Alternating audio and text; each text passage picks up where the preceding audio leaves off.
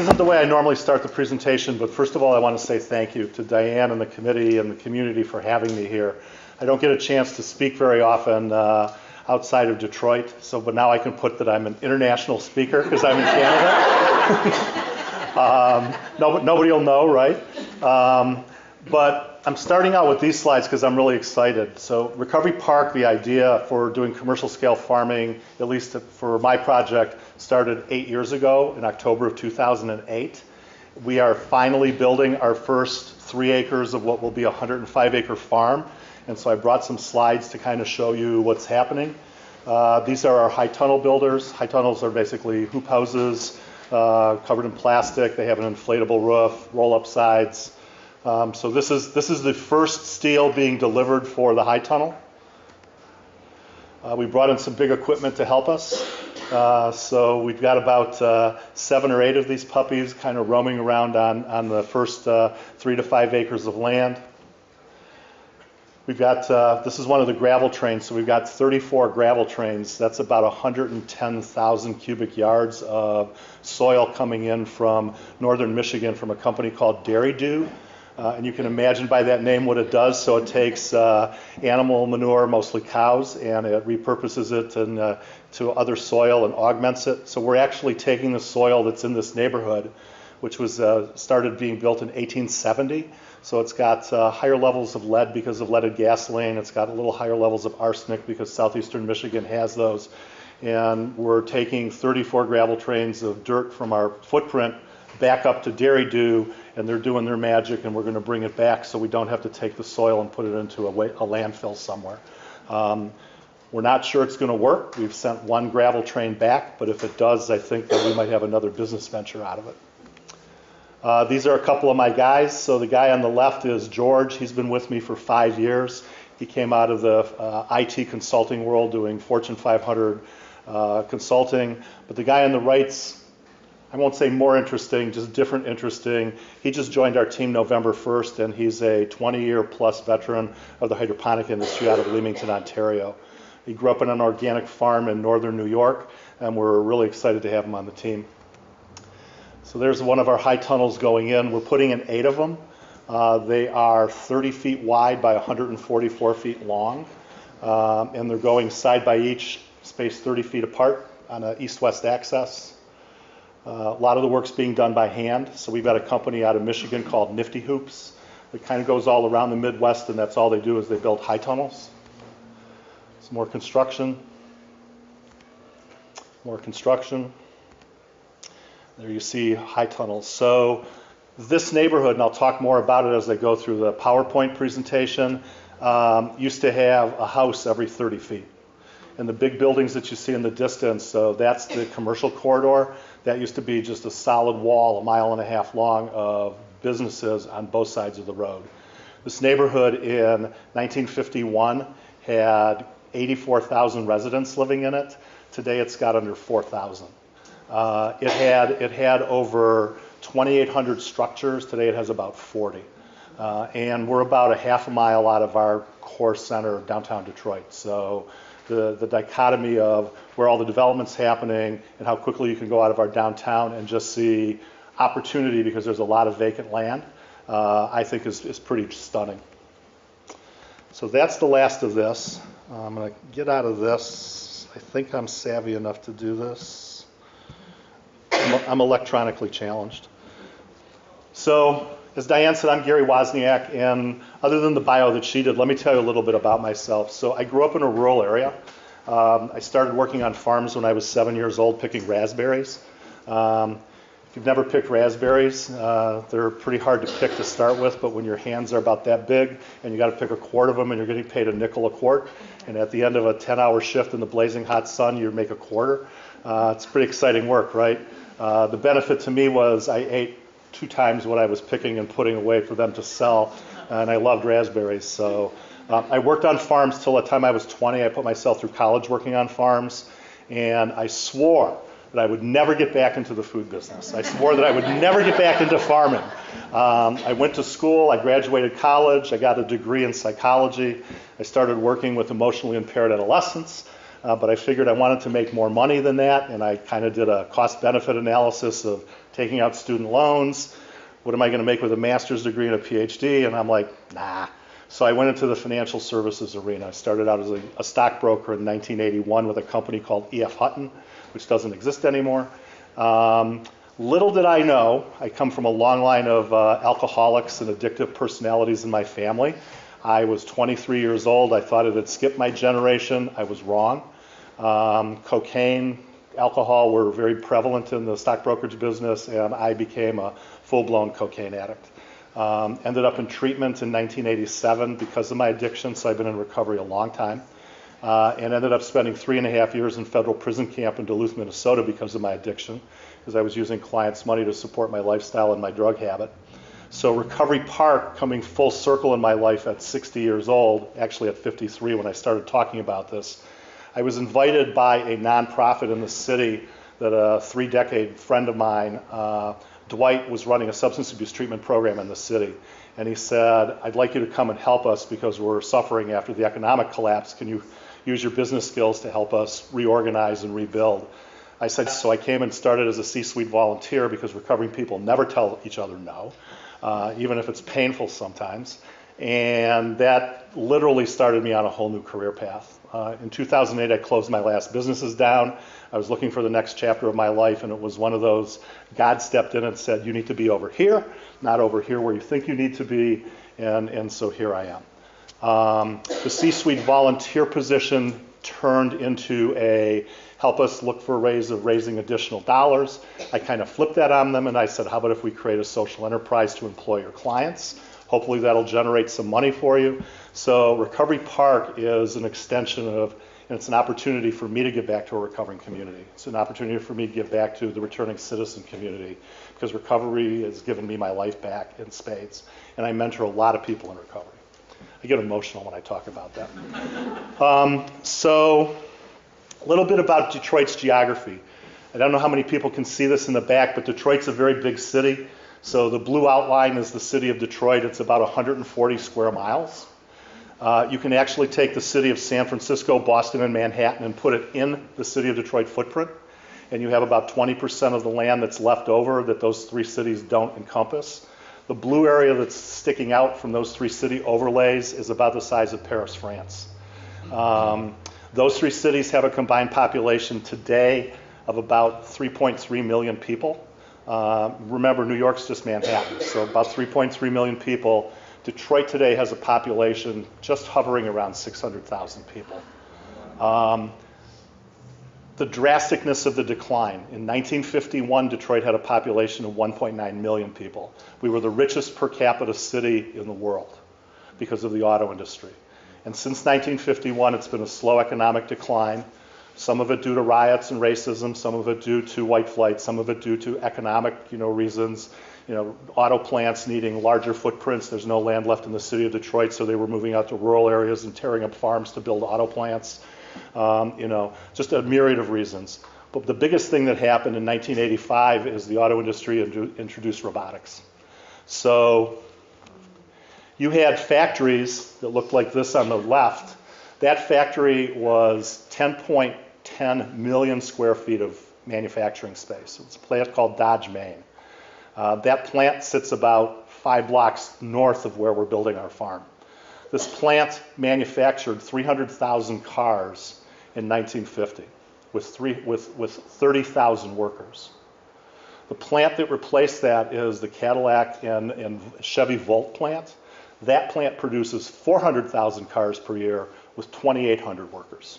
So robotics literally do the same job as 10 workers. So when people ask what really, my opinion, what really caused Detroit to lose like a lot of population, a number of things combined, but robotics played a very major portion in that. The slide on the right is the neighborhood. So that neighborhood, remember that, because that neighborhood is the neighborhood that we're building our farm in, and that's the neighborhood that supported our business. That's not a parking lot, those aren't cars, those are houses. We literally had a house every 30 feet. And the main roads had businesses that were just brick upon brick upon brick in the neighborhood. So today Detroit looks like this, and I know that the map is probably a little hard to see in the back, but just think of the colors. So green means more density, Red means less density. The two white areas in the middle are two cities that Detroit completely surrounds. Our main downtown area is right here. Our farm is going right here. The Hamtramck assembly plant that I talked about in Dodge, Maine sat right here. So you can see that this is the reddest area in the city other than here. And that's why our doing a farm in this neighborhood makes a lot of sense. So Recovery Park is a nonprofit. We launched the nonprofit because we knew that the runway to convince city leaders and county leaders and state leaders to do commercial agriculture in an urban environment would take some time. Did we think it was going to take 7.5 years to get a deal with the city? No. Part of that was hampered by political unrest. So when we introduced the project, we had a mayor by the name of Kwame Kilpatrick. He's now doing 28 years in federal prison for some of the biggest corruption, I think, in North America. Most of his senior staff is there as well. The mayor that came in after him, Ken Cockrel, he's a friend of mine. He spent his 1.5 years as an interim mayor, basically just bringing some class back to the mayor's office. They were not interested in talking about new projects. They were just interested in keeping the fires off. The next mayor that came in, Dave Bing, he was a former Detroit Piston basketball star. He came in and he was supposed to start doing economic development, but the economic collapse was really hitting the city very, very hard. Population decline was increasing, blight and abandonment was increasing, and he spent 4 years basically putting out economic fires and led the city through the largest municipal bankruptcy in the United States. The new mayor, Mike Duggan, campaigned on 4 things, and one of them was Recovery Park. So we finally had somebody that wanted to do good, wanted to do, bring a different type of economy to the city of Detroit. So I drive a Jeep Wrangler. It's an expensive Jeep, right? I don't need to drive my Jeep. I do it because I like it. But I do need to eat every day. Way less than I do because you can see I'm well fed. But food is a constant economy for the communities that food locates in. Whether you're growing, you're processing, you're doing value-added production, you're doing retail, you're doing wholesale, you're doing distribution, food doesn't go away. Food went away because we globalized our food system, but in my lifetime, in 60 years, globalizing the food system hasn't worked out very well. We're so conscious on how much food can we get for the cheapest price, yet we sacrifice health, we sacrifice disease, we sacrifice food recalls, we sacrifice local economies that have left our neighborhoods, and it's time for that to come back. So Recovery Park, as the nonprofit, our mission is to create jobs for people with barriers to employment. People coming out of prison, people with literacy issues, people with substance abuse issues, which is about 71% of Detroit's unemployed adult population, which is about 90,000 people right now. Food, the type of food that we're doing growing. We grow specialty produce. So I always tell people that the tomatoes don't care if you can't read and write. They don't care if you're coming out of prison. They have skill sets that if you're willing to learn, you can teach anybody. But the immediate benefits around building self-esteem, around awareness of what's going on around you, about reconnecting to food, about working the soil because it gets rid of like 95% of the side effects of psychiatric and other types of medications, it has a real impact. So when you watch somebody that's come out of prison after 25 years of being there, and nobody wants to hire him, and you give them a job and you teach them to grow something, and they sit there crying because their tomatoes are growing and somebody actually is paying them to do that, a skill set that they never thought they had, and that somebody actually wants to buy that and they're paying a premium for it, is pretty exciting to me. And I think that any community can do that. I think that we can really start to rebuild what food looks like. So our first business launch is Recovery Park Farms. Recovery Park Farms is a capitalist guy, right? Just a for-profit business with the social mission supported by the nonprofit, and we provide wraparound services for up to 3 years for all the people that we're dealing with because they have different challenges that they need to work on. So we are in what's called the Ferry neighborhood. I know this map is very hard to see, but this is downtown Detroit, right on the river. And we're just outside of downtown Detroit, and we have a large continuously operated farmers market called Eastern Market. I think it's the largest continuously operated outdoor market in the country. It's been there about 135 years. So we're about 5 blocks out of the market. The picture on the right is land. So everything that's in blue, green, and orange is land that we've acquired from the city of Detroit. Detroit is the largest municipal landowner out of any municipality in North America. The city owns about a third of all the land. To put that in context, Detroit's about 380,000 parcels of land. The city owns about 110,000 of them, 120,000 of them. The city has taken back 5 years ago, 78,000 buildings that had to be demolished. We've only demolished 10,000 of them. So we've got another 65,000 buildings that need to come down because they're dangerous structures, and we just don't have the resources to do that. So as those buildings come down, or as we can go into a neighborhood like this, and an organization or a business can start to buy the land and do something different with it, our current mayor, his ears perked up, and that's why we're doing what we're doing. So we can go into our neighborhood, we can tear down the buildings, we're working with local companies to deconstruct the buildings where we can salvage the materials and reuse them for something else. We're working with the US EPA and our environmental quality people in our Detroit water and sewer system. We're building bioswales that will completely surround our eventual 105-acre campus so that we'll have net zero water on our campus. We're working with Detroit Edison and Detroit Gas on a mini power grid so we can look at rebuilding our power systems in a different kind of way without coming in and just rebuilding the grid that's there and attaching it to the major system. But it all starts with food. It all centers around food. How can we grow the highest quality produce, sell it to our clients, which are high-end restaurants, create an economy around this, and watch to see the experiment of, do people come back to this neighborhood? Do they start to look at the opportunities around food, but do they also start to take a look at some of the environmental things that we're working on? So we looked at, because I'm a business guy, so we looked at the economics and we looked at where the challenges were. So in the city of Detroit, like most areas in the Midwest, local food is hit the scene in the last 3 to 5 years very big.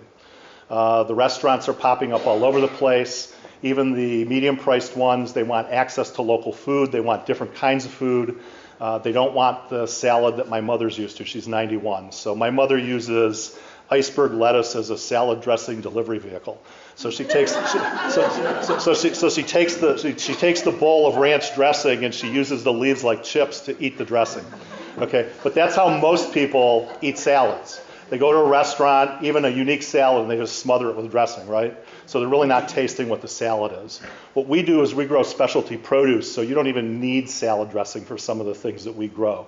You can take a bunch of different kinds of microgreens, you can chop them up and you can sprinkle them on there and it takes the place of salad dressing. The problem with the kind of agriculture that we do is the picture demonstrates we get snow eventually. And when the snow hits, 98% of all the farming in Michigan is rural. It's outside. And even with season extension under high tunnels or plastic, plants still die or get really challenged. And so we had to find a solution for how we could grow specialty produce year-round in Detroit, in an urban environment with this huge untrained labor force. Call me crazy, but I thought it was a project that I thought, made a lot of sense. So what we do is we grow greens, root vegetables, herbs, edible flowers. Right now we've got about 30 different SKUs or 30 different types of products that we grow. This is a salad called The Recovery Park. It's at one of our highest end restaurants in the city called Chartreuse. If you come to Detroit, go to Chartreuse. Sandy is the owner. Tell him Gary sent you. If you go for lunch, the Recovery Park's not on the menu. That's why you got to tell them Gary sent you and demand the Recovery Park because they'll make one for you. This salad changes every day. It's based on what we harvest that day. And that's the promise that we've made to all the restaurants that we're currently selling to is you're going to get the freshest product possible. Yes, you're going to pay a premium price for it, but because it's so hyper fresh, you're not going to throw up to 40% of it away like if you just go to the produce distributor. So we do two types of growing. We're doing the one on the left right now. The lady in red is Michelle Lutz. She is our soil-based farmer. This was the first high tunnel that we built. We wanted to prove to the city that you can grow food anywhere. So we were donated a building that was in the original heart of the startup of the auto industry. It's a neighborhood called Milwaukee Junction. The building that was donated to us actually became a food processing center, but before that it was a glove manufacturer. completely surrounded by railroad tracks and heavy industry. We said, let's bolt a high tunnel down to this place. So we took a piece of concrete out and back. We bolted a 30 by 144 foot plastic building behind it, put in some pea gravel and some drain tiles, and brought in about 18 inches of soil and compost to grow. And we grew some of the hottest products that the Detroit market's ever seen. That was in 2014. We're now building 3 acres of that, which are our permanent facilities in the pictures that I just showed you. The slide on the right is the other side of the growing that we're going to start launching next year in 3-acre increments, and that's hydroponic growing. Very similar to what's in Leamington, except we're not doing monocropping, so you won't come to Detroit and see 100 acres of big boy tomatoes.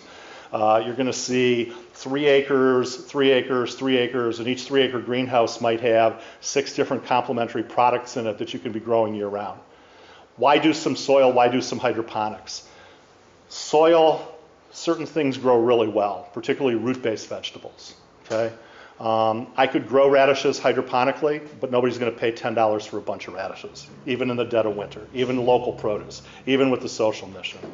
Leafy greens, on the other hand, tomatoes, peppers, some fruiting vegetables, grow really well hydroponically. They grow more densely. They have the same qualities that make great produce great, from taste to texture to smell to bounce on the plate. And so we want to make sure that when our restaurants call us and they say, we want purple spotted mushrooms, that we can deliver the product that they want and deliver it from the time that we harvest it to your plate in a restaurant in 24 to 48 hours. So our current customers, you might, unless you've been to Detroit, how many of you have ever been to Detroit? Oh, wow, a lot of you. Okay, so these are some of the top restaurants in the greater metropolitan area. So Chartreuse, I already talked about. Chartreuse is Restaurant of the Year 2016 in the Detroit area. Mabel Gray was Restaurant of the Year 2015. Selden Standard was Restaurant of the Year 2014. Baco was Restaurant of the Year 2012. The Detroit Athletic Club is our newest client. So the Detroit Athletic Club is a 4,000 member club in downtown Detroit that's kind of like a snobby kind of place. It's like where all the lawyers and the doctors and the people with real wealth and privilege kind of go to for a $450 a month membership. Their chef took 12 pounds of our miniature striped carrots to New York for the James Beard Awards and used our carrots as one of the main ingredients for his dish in presenting to the judges. We were really, really excited about it. So we sell using a business-to-business method. So our growers have direct contact with the chefs in restaurants. Once we figured out that there was a marketplace for specialty produce, and it's different for other cities. So if you're going to do particularly commercial scale agriculture in London, you got to figure out what the marketplace is, right? Because a lot of places like Green City Growers in Cleveland or Gotham Greens in New York, they've tried different models, but basically they want to enter the commodity market space. They want to get into a highly competitive market. They want shelf space in their local store. They want to be at, I don't know what the grocery stores are here in Canada, but in the United States it'd be like Meijer's or Kroger's or Wegmans, something like that. That's the wrong place to start, because those stores buy at auction from wholesalers and they don't care where their product comes from. They might tell you that they're getting local produce, and they probably are, but you pick out the lettuce leaves in the bunch that are the ones that are local and the ones that came from Australia or New Zealand, because you can't, right? So we wanted to start building brand, doing direct sales business to business. We wanted to start building brand to show people that we could grow quality, that we could grow to price point, that we could grow to scale, and we want people to start asking for our product. That's already happening. So we're starting to get some of our higher end small specialty stores like Plum Market, Whole Foods, that they want our product, and we're basically telling them, can't have it. Right now we've got everything that we can do to sell to restaurants. We just signed a distribution agreement with a regional distributor, Delbane Produce. Delbane Produce are 3 brothers. They've been in business for 35 years. They service 440 restaurants, 4 major casinos, and the Henry Ford Health System. 85% of all the product that they sell is exactly what we grow. It's high-end specialty produce that they fly in from all over the world because the chefs want it. And they charge up to a 2 times premium for the product, and the restaurants pay it because they need it. Our contract with them tells us in 5 years we need to be growing $30 million a year of specialty produce. That's 500 new jobs coming into one of the most challenged neighborhoods in the city. It's building a whole new economy around local food, and it's demonstrating to a whole bunch of naysayers, a lot of them foundations, that should be supporting work like ours, not just in our city, but other cities, to say this model does work. Okay, we can make money at this. We can teach people how to do this. And so these are the types of things that we grow. Starting in the upper left, those are edible flowers. Those are nasturtiums. We have nasturtiums, we have violets, and we have purple hyacinths that we're growing right now. The nasturtiums, we just found out that we could actually sell the leaves. We're testing that because they just don't want to, but you just can't pick the leaves off, right? The leaves have to be like a certain size and a certain thickness. 10 leaves off a nasturtium, $25. 10 leaves. Okay? That's a lot of money. That's a lot of money. Now, one of the only places that you can get the nasturtium leaves for 10 leaves for $25 is a place called Chef's Garden in Ohio. Okay? So our model is we're going to give you 10 leaves, but we're only going to charge you $15. Okay? And we're going to have more access than they do because we're going to be able to grow year round. I was shocked when I heard that, but I'm not that shocked because our striped carrots sell for 3 times what carrots sell for in a high-end grocery store. You know, our different green mixes, we have 2 different varieties of mixes right now, are selling for double what you could find in a normal grocery store. Breakfast radishes, things that if you go to a higher-end restaurant you're going to want to see on your plate, those are the kinds of things that we grow. I want to make it really clear, we're a for-profit business model. Okay, we need to stay in business in order to create the jobs that people need because they want to be paid year-round. We start at $11 per hour. We provide 100% healthcare benefits. Within 18 months, you can be at $15 to $18 per hour. When you're on the hydro side, you can be somewhere in the $22 to $23 an hour range. You know, our hydro farmer's being paid $110,000 a year. We're going to need a couple more of him in about 3 years. Okay, I want to bring them up through the ranks of people that we're training. So, I mean, you know, looking at it from a business lens as opposed to, because people ask me all the time, well, why aren't you discounting your food for the people that really need it? Okay, the people that really need it are the people that we're hiring just as well. Okay, they'd rather have a real paycheck where they can go buy their own food than be given food and struggle with everything else that's happening in their lives. That's just my philosophy, our philosophy. So one of the things that we looked at is how deep is the marketplace for what we do. Our litmus test for growing food is getting it to your plate for you to eat in 48 hours or less. 48 hours is kind of the benchmark that we've set for when a great vegetable starts to not become a great vegetable anymore. And again, it could be the smell, it could be the taste, it could be the touch, it could be a tomato that when you slice it, does it stay intact so you can put it on your hamburger as opposed to become just a glob of water and the seeds kind of spill out on your plate as you bite into it, or better yet, over your shirt. That's what usually happens to me.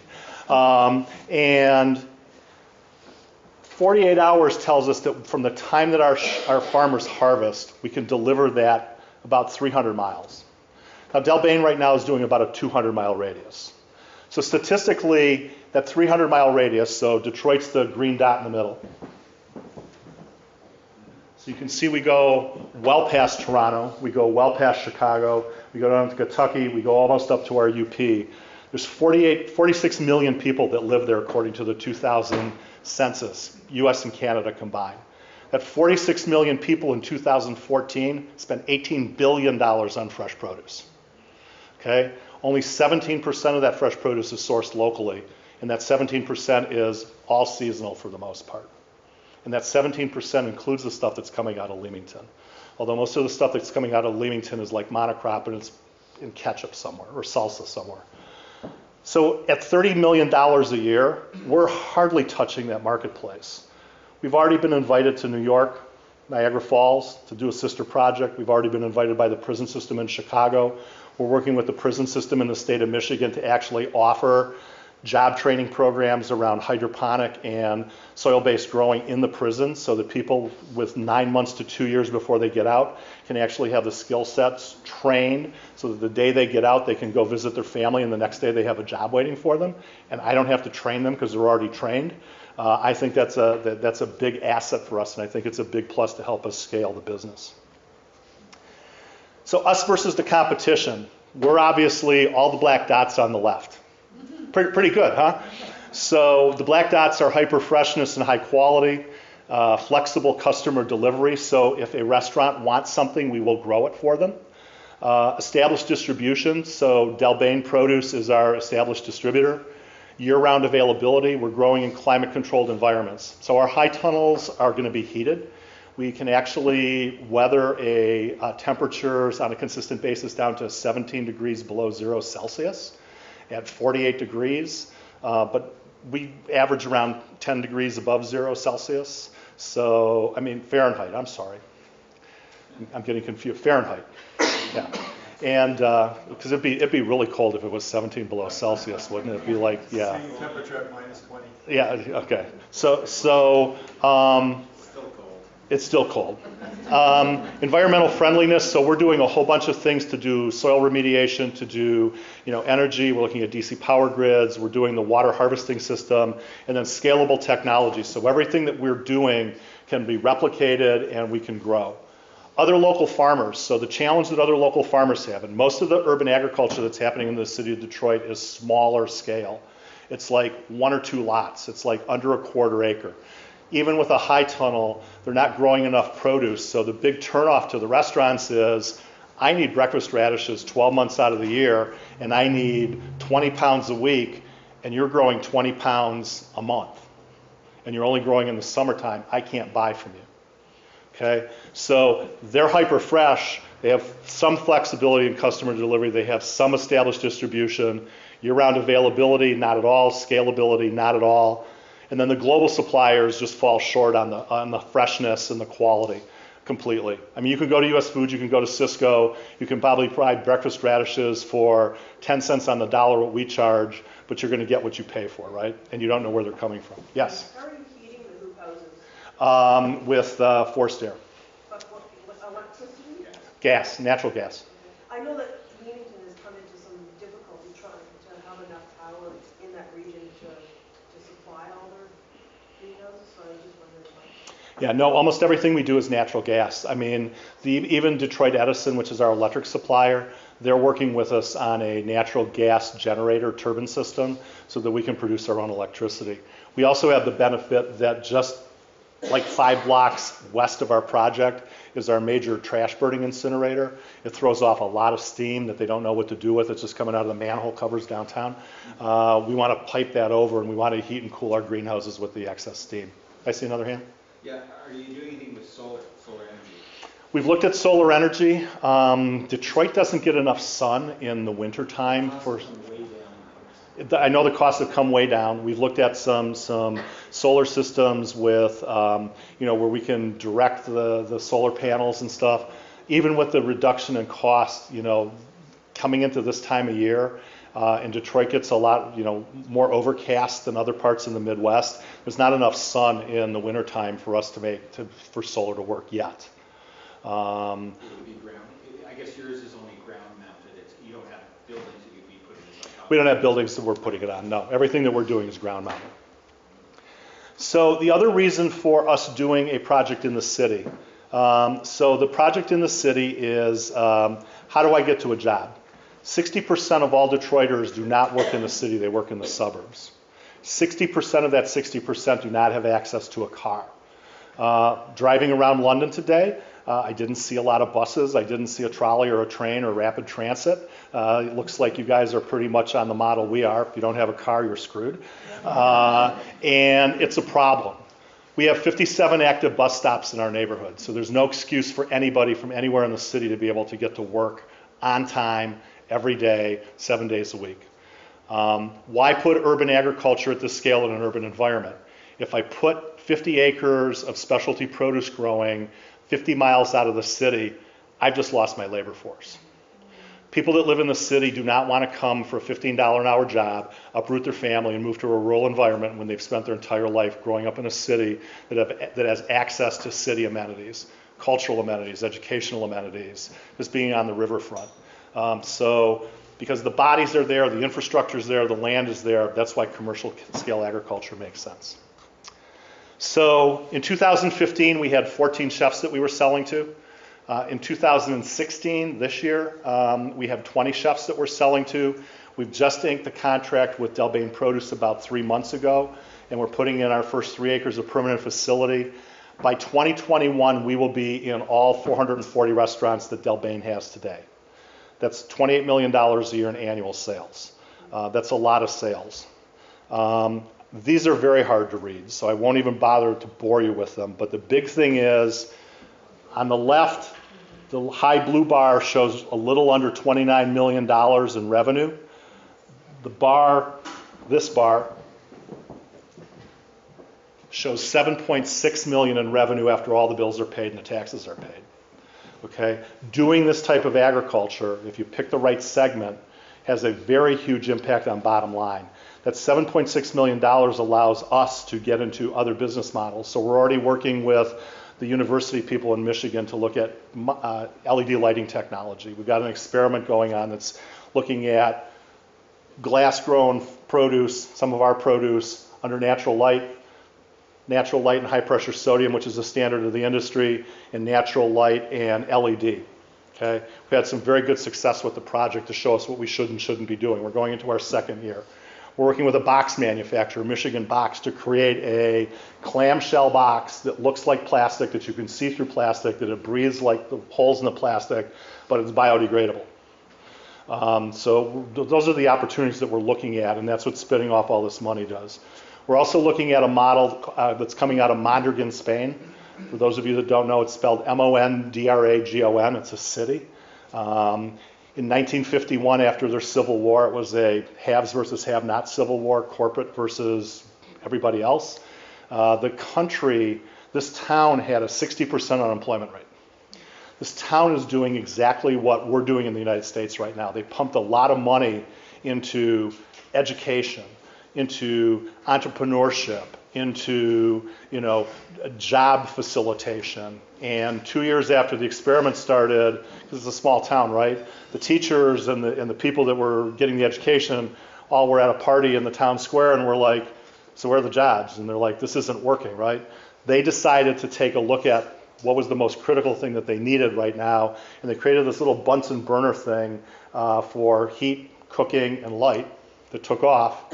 Today, Mondragon is in 28 countries, has 194 businesses, it employs 90,000 people, and they're all one share, one vote, they're all owners. It's a cooperative model. We're looking at that because I really believe that we can build wealth by working a job, but you build real wealth by owning your job. And if you own your job and you own a house in your community looks a lot different than if you're a transient worker and you rent. And so those are the kinds of things that I'm trying to instill as I mentor people coming out of prison and people struggling with substance abuse. Take control of your own life. Take control of your own community. Okay, start making better decisions. Okay, don't wait for somebody to give you a handout because you're going to wait a long time in some cases. You can do this yourself. Let me show you how. Let us show you how. Let you show us how, right? So I won't go into these. These are funding slides. This is kind of a funding deck. So this is what our neighborhood looks like now. It's pretty sparse. You can see that in the top left, it's an old farmer's market that we just bought, and one house. This neighborhood used to have a house every 30 feet. The first thing that we're putting in is a system of swales. We're doing curb cuts, and it's to catch all the water in a 32-block area. This is the largest contiguous project in a built-out neighborhood in North America to study the effects of not just water migration back into the ground, but where does the water actually go. So the US EPA, the US Geological Survey people have brought dollars in for us to keep our stormwater and reuse it. Okay, but they're also studying where the water goes, because a lot of people are looking at blue-green infrastructure. How can we separate our storm and sanitary sewers? How can we do something different? The reality is the water goes back into the ground. I'm a happy camper. Well, are you really? Because where does the water go? How do you know the water's not eroding your basement? How do you know the water's not flowing under your garage floor? And nobody's studied it. So the US EPA and the US Geological Survey team are in the neighborhood studying it to find out exactly where Mother Nature's putting it now that the houses are gone and goop kind of filled in the holes. Then we start building the greenhouses. These are not what the greenhouses are going to look like. They're just kind of an artist rendering. But we wanted to give people an idea of what they looked like. You can see that the greenhouses tie into our GLRI system, so there's swales in between the greenhouses. And if you come back in 5 years, I know this is very hard to see, But on the right-hand side are greenhouses and high tunnels. On the left-hand side are something called Cravo system, which are retractable roof greenhouses. Retractable roof greenhouses are really good for growing fruit trees, berries, anything that avian pests like to attack. So we were talking about fruit trees earlier. If you had a Cravo system, you can close the roof on these during freeze-thaw cycles if the frost comes a little late or comes a little early. And when the fruit starts to get ready to harvest and the birds want to swoop in, you can close them back up and they can't get at it. They've been experimenting with this in the cherry crop in northern Michigan, and the success that they've had is a 30% increase in yield and 100% harvestability of the product. They haven't lost any. So it's pretty exciting. And then the green strip down the middle is our water harvesting project. We're going to be able to handle so much water that they're rebuilding I-94, which is the freeway at the top left, and they want to bring 1 billion gallons of water a year off the freeway into our footprint for us to be able to use.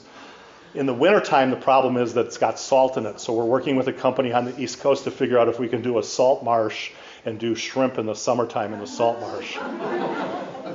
I don't know that one's going to work out well. Yes? In that picture, how far are you from the infamous Packard plant? So the Packard plant sits about here. South of 94 or north? South of 94. Yeah. It's less than a half a mile away. And how far are you from the Hans Farm?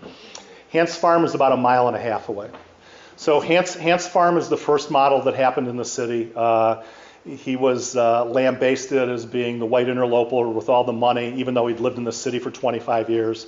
His attitude was, I want to take 180 acres of land that the city didn't know what to do with, and he wanted to do basically the same thing that we're doing. The city wouldn't let him. The compromise was they let him plant trees. So good entrepreneur, he figured out a way to do tree farming in the city and make it long-term profitable. You know, oak trees, hardwood trees, maple trees, walnut trees. He's about 5 years into the project. 96% of the naysayers that live in the neighborhood now love him. The land is cleared up. He's employing, about a dozen people to maintain it. He's created some park spaces. I mean, what's not to like? We were talking earlier, so there's like this clash between haves and have-nots, and white versus black, and corporate versus small. And my attitude is there's a whole bunch of opportunity for all of us in the ag space, in the food space, and I demonstrated that with $18 billion, okay? I get small farmers in our neighborhood always come to me, you're going to kill my market for tomatoes. No, I'm not. I'm not even selling to your market. You're selling at the Eastern market. I'm selling direct to restaurants, and there's such a demand for what we're growing that let's work together and complement each other, right? We need to start doing more of that, because in my grandfather's day, that's what farmers did. If you didn't know how to do something, you walked next door and talked to the farmer next door, right? Nowadays, you don't see that. So the last piece that I want to talk about is community. We do a lot of work with other businesses in the community. So we've hired, our 5-year development agreement with the city of Detroit is that within our first 2 years, 60% of all of our workforce will be Detroiters. Our goal is to get 90%. I doubt we'll ever get to 100% because there's skill sets that just aren't in the city of Detroit. Like I don't have a 20-year hydro farmer. I don't have a 20-year, soil-based organic farming veteran in the city of Detroit that's grown to scale. We had to import that talent. As we grow and we get into other product lines, we'll probably have to do the same thing. But the goal is to hire as many people from Detroit as we can and to advance them throughout our corporation, or the skill sets that they learn after 3 or 5 years with our organization, they can go somewhere else and get a really good job if they don't want to stay in the farming business. Our blight cleanup, our dangerous houses, our dumping campaign, the Great Lakes Restoration Initiative. We've even worked with a group called Challenge Detroit, which is a volunteer group of people that come and get jobs in the city from all over the world. They built for $80 bus stops where 3 people can sit. They're solid structures. The posts are planted in 5-gallon buckets with concrete. They got a little shed roof. I'm getting flack from the city. You can't put those there. That's on our property. And I'm like, these people need somewhere to sit. Well, we'll build them for them. And I'm like, no, you won't. The city of Detroit, for 140 square miles, has 46 covered bus stops. That's not a lot of bus stops, right? But they're complaining because I want to put one up. I said, so they're on my property and they're not permanent structures. So now what are you going to do, right? And they look at me and go, they write it all down and well, we'll get back to you. And of course, they never do, right? This is my support team. I'll go through it real quickly. So I've got over 40 years of business development experience. George Gardner has got over 20 plus years working with Fortune 500 companies. Michelle and Jeff are my farmers. Anna Cohen is the other special piece of this project. She is a master's in public administration for challenged workers. She was working with a company called the Five Ventures in New York, which is prisoner reentry. And she is probably more critical than the farmers because the people that we're hiring have some real challenges. It could be as simple as housing or transportation, or it could be as complex as mental health, substance abuse, returning citizen, just got out, still institutionalized, and we need to make sure that we have the services available so that they can work with our organization but still get their needs met. I see a name up there, Gilbert, in relation to the infamous. No, he actually asked me today who Dan Gilbert was because he didn't know because he's from New York. So that's the end of the slideshow. I'm sure I've talked about a bunch of things, but I'd like to open it up for questions. Listen, I want to thank everybody for having me here today. I'm really humbled for 2 hours I've been up here talking and answering questions, and it's really, really exciting for me to do that. I'll be around to answer some questions, but more importantly, I'll be at the library tomorrow on one of the panels. And if you want to know more about agriculture and environmental issues, Diane and her team have put together a wonderful presentation tomorrow.